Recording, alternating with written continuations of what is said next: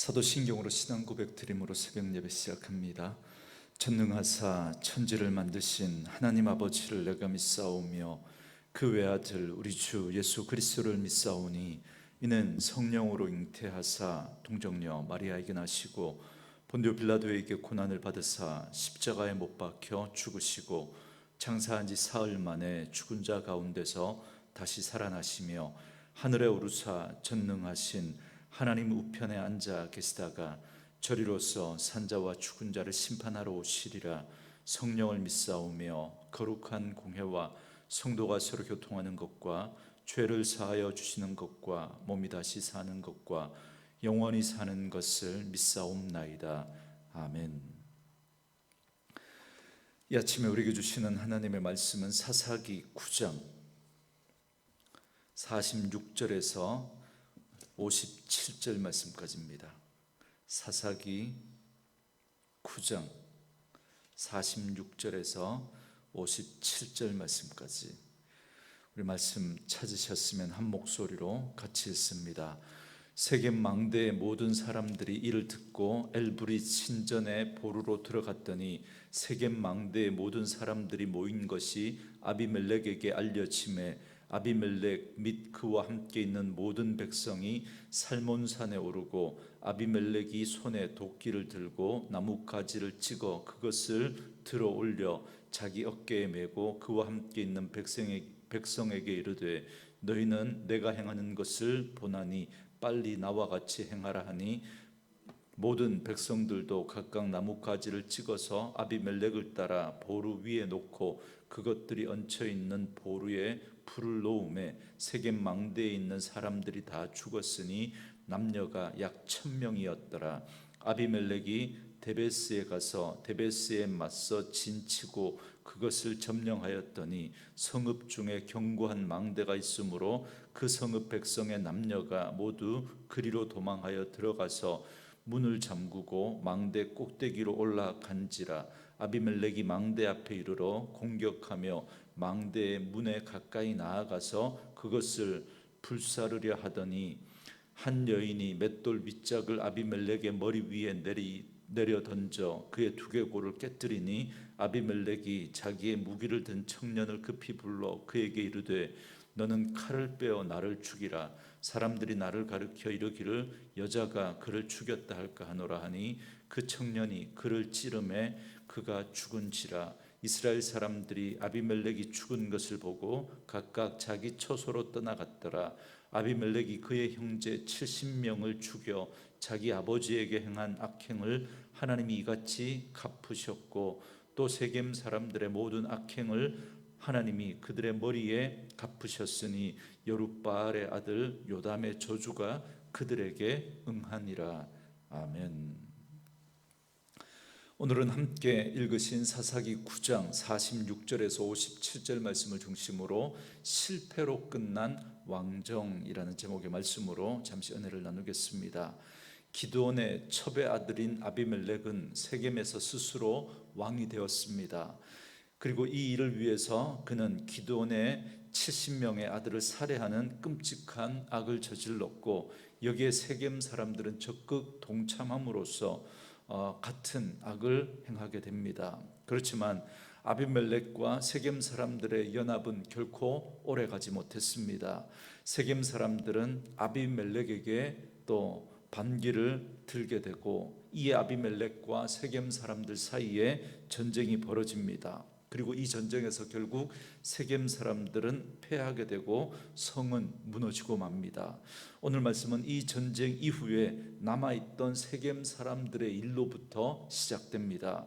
46절 말씀에 보니까 세겜 망대의 모든 사람들이 이를 듣고 엘브릿 신전의 보루에 들어갔더니 그렇게 말합니다. 아비멜렉과 세겜과의 전쟁을 피해서 세겜 망대에 있던 사람들은 전쟁의 소식을 듣고 두려워합니다. 그래서 그들은 세겜 망대에 있는 엘브릿 신전으로 달려갑니다. 그러니까 그들이 그 위기를 피하기 위해서 찾아간 곳이 어디냐면 우상의 신전에 있는 피난처였습니다. 이건 뭘 말합니까? 그들은 마지막까지 하나님께 돌아올 생각을 하지 않고 우상이 자기들을 지켜줄 것이라고 생각했던 거죠. 같은 동족을 죽이겠다고 달려드는 아비멜렉이나 이 아비멜렉으로부터 구원해달라고 이방 신에게 부르짖는 이 세겜 사람들이나 그 모습이 참 안타깝기 그지없습니다. 이것은 비단 아비멜렉과 세겜 사람들만의 문제가 아니라 그 당시 이스라엘 전체의 타락상을 보여주고 있는 한 단면이라고 할 수 있겠습니다. 그리고 49절에 보면 이 소식을 들은 아비멜렉이 나무를 해다가 그 망대 아래에 불을 놓아 그 망대 전체를 불태워 버립니다. 이때 죽은 사람이 약 1000명 정도 됩니다. 그리고 이것이 끝이 아닙니다. 아비멜렉은 이제 세겜 사람들과 동맹 관계에 있었던 데베스까지 공격합니다. 51절에 보면 그런데 이 데베스 사람들도 또한 망대로 도망합니다. 여러분, 이스라엘 사람들이 왜 자꾸 망대로 도망하느냐면 그 당시 이스라엘 백성들은 성읍을 쌓을 때 도시 전체를 둘러싸는 성벽을 쌓았을 뿐만 아니라 그 성벽 안에 있는 마을 중에서 가장 높은 산 위에 큰 망대를 쌓아놓고 성벽이 무너지면 그리로 도망을 가서 거기에서 피신해서 버티면서 마지막까지 싸움을 했습니다. 그래서 데베스 사람들도 그렇게 망대로 피한 겁니다. 그러자 아비멜렉은 세겜 망대에 있는 사람들을 죽였던 것처럼 이번에도 마찬가지로 데베스 망대에 불을 놓아서 또 그렇게 그들을 죽이려고 했는데, 그런데 어떤 일이 벌어집니까? 53절 말씀에 보니까 한 여인이 맷돌 윗짝을 아비멜렉의 머리 위에 내리 던져 그의 두개골을 깨뜨리니 그럽니다. 망대 위에 있던 한 여인이 맷돌 윗짝을 아비멜렉의 머리 위에 던졌습니다. 그리고 그 돌을 맞고 아비멜렉은 죽게 됩니다.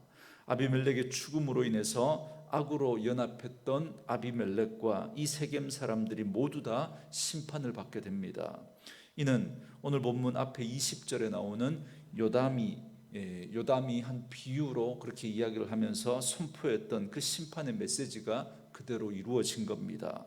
그래서 오늘 말씀은 이렇게 결론 짓습니다. 56절과 57절 말씀에 아비멜렉이 그의 형제 70명을 죽여 자기 아버지에게 행한 악행을 하나님이 이같이 갚으셨고 또 세겜 사람들의 모든 악행을 하나님이 그들의 머리에 갚으셨으니 여룻바알의 아들 요담의 저주가 그들에게 응하니라 그럽니다. 이렇게 하나님께서는 요담의 저주대로 그들의 죄에 대해서 보응하셨다는 겁니다. 그런데 그들의 죄는 다른 것이 아니라 아비멜렉이 기드온의 아들 70인을 무자비하게 죽인 것이고 세겜 사람들은 그 일을 행하도록 아비멜렉을 지원함으로써 그 일에 동조했고 또 그 일을 행한 아비멜렉을 자신의 왕으로 삼았기 때문이다, 그렇게 말씀하고 있습니다. 이 피 흘린 죄에 대해서 하나님께서는 그 행한 대로 보응하셨습니다. 그런데 이것을 단순히 무고한 사람들을 죽인 죄에 대한 하나님의 인과 응보로 여러분 그렇게 보시면 안 됩니다. 왜냐하면 사실 이런 일은 세상 역사 가운데 비일비재하게 일어나는 그런 일들이기 때문에 그렇습니다. 무고한 이들을 죽이고 자기의 욕심을 채우며 살아가는데도 그들이 하나님의 심판을 받기는커녕 오히려 더 잘되고 높아지고 승승장구하는 것 같은 삶을 살아가는 그러한 사람들이 여러분 우리 주변에 얼마나 많습니까? 물론 마지막 하나님의 심판대 앞에서 그들이 심판을 받게 되겠지만 그러나 우리 눈에 볼 때는 오히려 그런 악을 행하고도 잘 사는 사람들이 너무너무 많습니다. 그렇기 때문에 오늘 본문을 단순히 왕이 되기 위해서 골육을 죽인 아비멜렉의 이 도덕적인 죄에 대하여서 하나님이 인과응보적으로 그렇게 심판을 하신 것이다, 그렇게만 볼 수 없는 것입니다. 우리는 이 아비멜렉의 이야기를 이 세상에서 흔히 벌어지고 있는 권력 투쟁의 비극적인 역사에 거기에 빗대어서 하나님의 심판하신 어떤 그런 일 정도로 이해할 수 없는 것입니다. 우리는 지금 이 일이 어디에서 일어나고 있는 일인지를 우리는 이해하셔야 됩니다. 이 일은 지금 일반적인 세상 나라가 아니라 하나님 나라로 대표되는 그 이스라엘 안에서 일어나는 일이라는 사실에 대해서 주목해야 합니다. 여러분, 이스라엘 나라가 어떤 나라입니까? 이스라엘은 하나님과 언약을 맺고 언약 백성으로 사명을 가진 백성들입니다. 하나님께서는 그들을 애굽의 비참한 노예 생활에서 건져내시고 젖과 꿀이 흐르는 그 가나안 땅으로 인도하셨는데, 그건 단순히 그들이 고생했던 것에서 벗어나서 이제는 행복하게 잘 먹고 잘 살아라, 그렇게 하나님께서 그 가나안으로 그들을 이렇게 인도하신 게 아니죠. 그렇게 그들을 애굽에서 건져내시고 가나안으로 인도하신 데는 하나님의 분명한 이유와 목적이 있습니다. 이스라엘로 세상 가운데 거룩한 제사장 나라로 삼으시려고 했던 것입니다. 그렇기 때문에 이스라엘 백성들은 마땅히 하나님이 베푸신 그 크신 은혜를 기억하고 하나님이 주신 그 사명을 가지고 그 사명을 다하여 살아가야 했습니다. 다른 나라들은 다 자기들의 번영과 자기들의 안정과 자기들의 행복과 자기들의 영광을 추구하며 살아간다고 할지라도 이스라엘만큼은 그렇게 살아가서는 안 되는 것입니다. 이스라엘은 하나님이 주신 사명을 기억하고 하나님을 드러내고 세상 가운데 하나님의 살아계심을 분명히 보여줄 수 있어야 합니다. 세상은 다 자기를 위해서 존재하지만 이스라엘 백성들은 하나님을 위해서 존재하고 하나님의 영광을 위해서 하나님의 사명을 위해서 존재해야 했던 것입니다.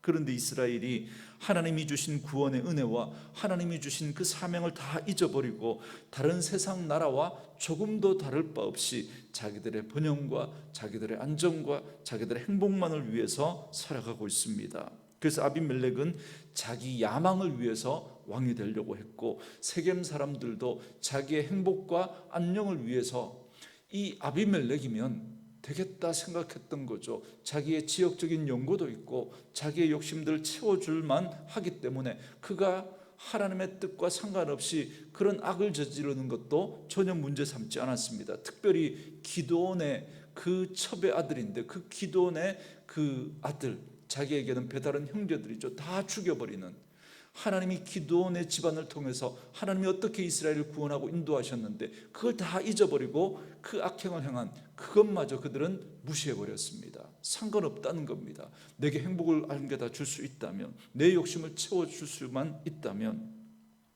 그러나 하나님은 거기에 대해서 그냥 내버려 두실 수가 없었던 것입니다. 여러분, 온 이스라엘 백성들은 나만 잘 먹고 잘 살면 된다는 그런 식의 생각으로 기드온의 집안이 어떻게 몰락했는지 상관없이 아비멜렉의 그 악을 묵인해버렸던 이 세겜 사람들의 그 악을 하나님 그냥 묵과하시지 않으십니다. 기드온이 믿음으로 나아가 이스라엘 미디안의 그 압제에서 구원하였는데 그 구원의 은혜를 완전히 망각했기 때문에 거기에 대한 감사도 거기에 대한 관심도 없고 오직 자기들의 이기적인 욕심만 채우려고 했기 때문에 아무렇지 않게 기드온의 아들을 죽인 이 아비멜렉을 그들의 왕으로 삼으려고 했던 겁니다. 이것은 하나님의 구원의 은혜를 망각한 정도가 아니라 하나님의 구원의 은혜에 대하여 악으로 갚은 것입니다. 그래서 이것이 일반 다른 그런 세상 역사 가운데 종종 벌어지는 그런 권력 다툼과는 그 성격이 다른 것입니다.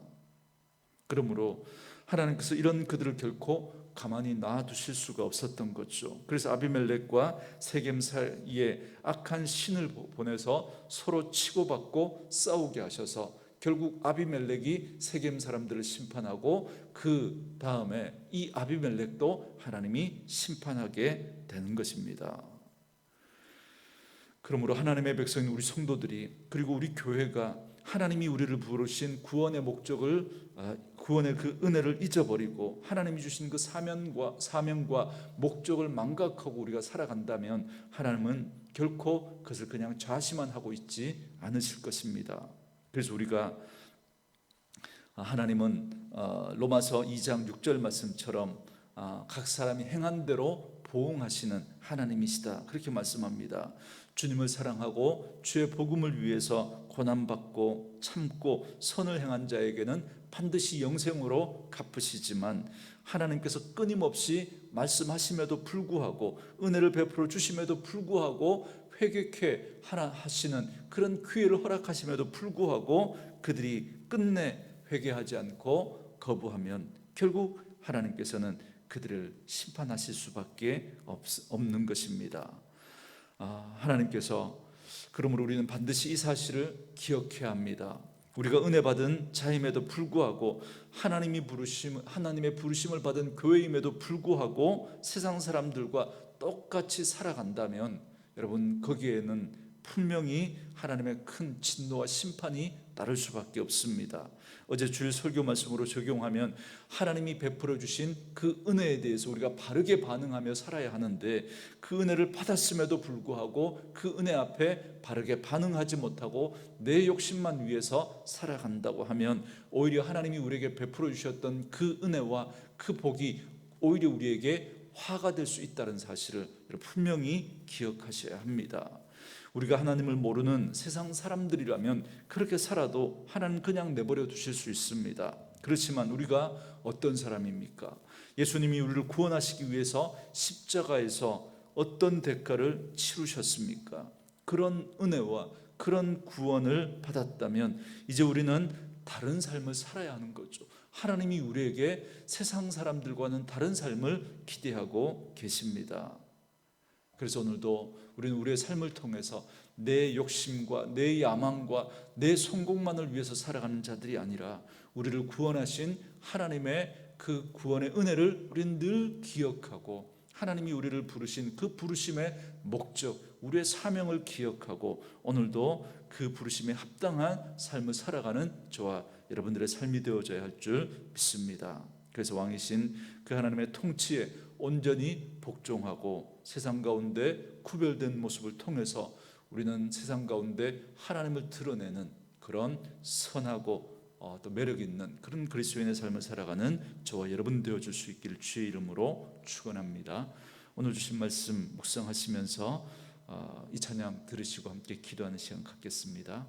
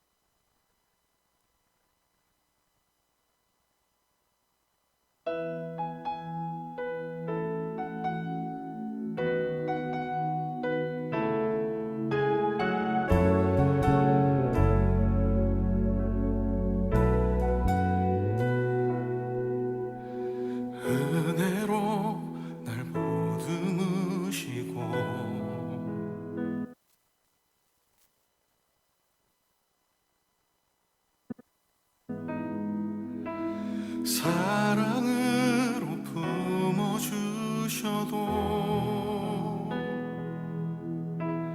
내 마음 한 자락도 지키지 못하는 이 모습 부끄럽습니다. 따스한 곁을 내어주신 주님 앞에 나갑니다. 표현 못할 긍휼로 나를 붙드시는 주 이름 바라봅니다.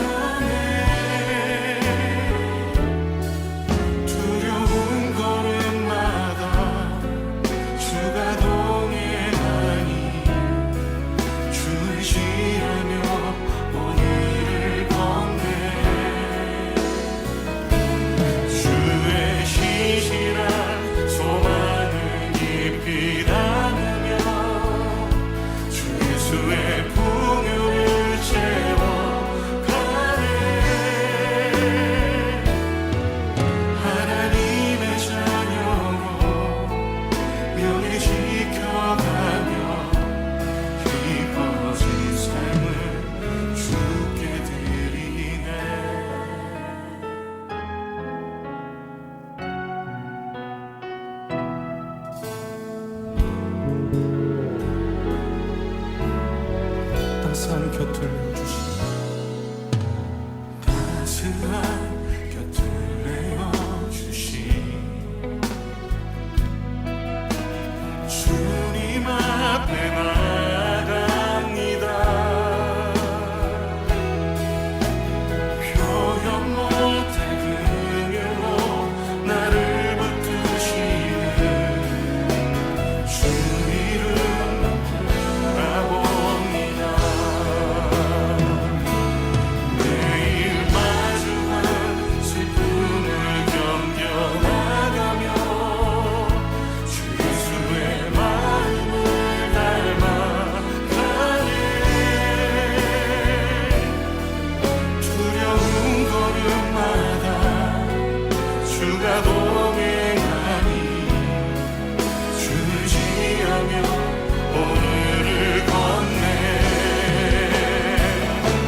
주의 시시라 소망을 깊이 담으며 주 예수의 풍요를 채워가네.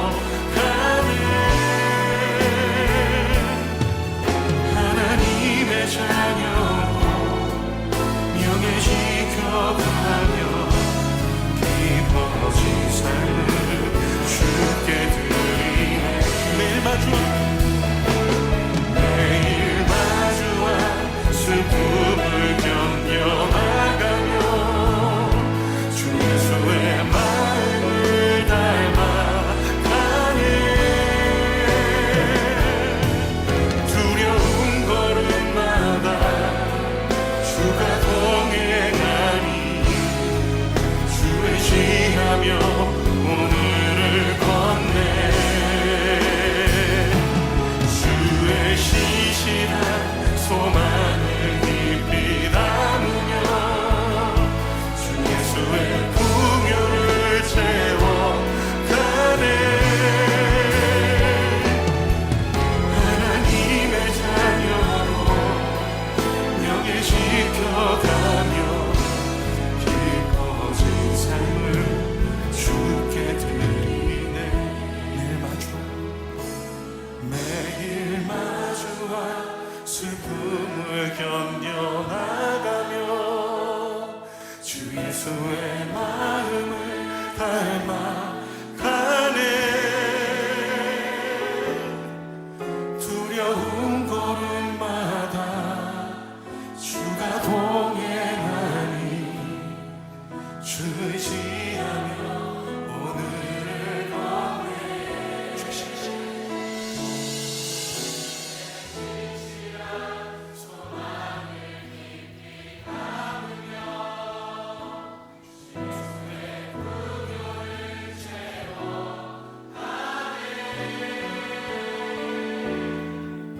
하나님의 자녀로 명예 지켜가며 깊어진 삶을 주께 드리네. 하나님의 자녀, 하나님의 자녀로 명예 지켜가며 깊어진 삶을